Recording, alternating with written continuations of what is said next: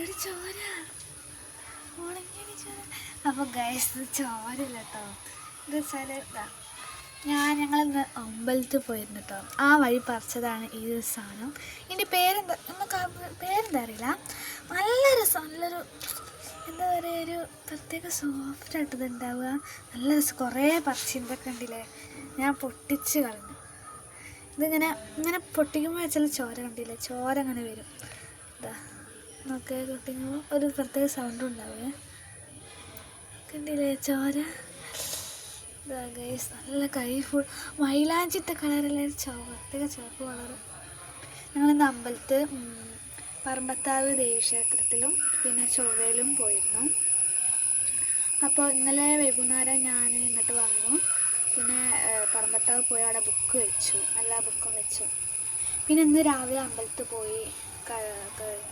എനിക്കും അപ്പുറത്തെ ഒരു കുട്ടിക്കും പുഷ്പാഞ്ജലി കഴിപ്പിച്ചു.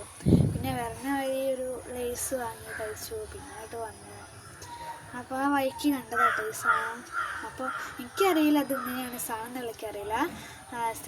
ഇവളാണ് പറഞ്ഞത് അമ്മയ്ക്ക് ഇത് ഇങ്ങനത്തെ സാധനമാണെന്നൊക്കെ. അപ്പോൾ ഇത് പൊട്ടിച്ചിട്ടുണ്ട്, ചെറിയൊരു കുരു. ഇത് കുഴിച്ചിട്ടാൽ ചിലപ്പോൾ ഉണ്ടായിരിക്കും, അറിയില്ല. നല്ല സാധനം നല്ല രസമുണ്ട് കേട്ടോ. ഞാനൊക്കെ പൊട്ടിച്ച് കഴിഞ്ഞു.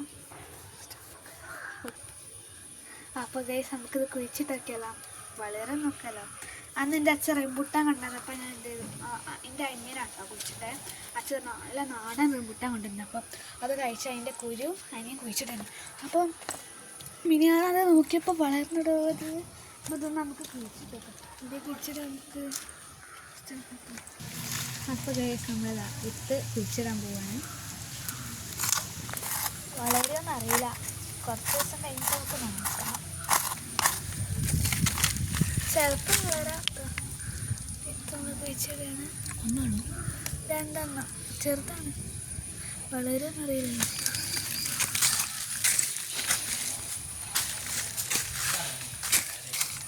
വളരെ അറിയില്ല, ചിലപ്പോൾ വളരിക്കാം.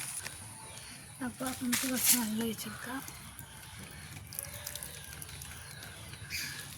അപ്പോൾ നമുക്ക് കുറച്ച് ദിവസം കഴിഞ്ഞിട്ട് നോക്കാം. നിങ്ങൾ കുഴിച്ചിട്ട തൈകളൊക്കെ നോക്കണം. അപ്പോൾ അടുത്ത വീഡിയോ കാണാം.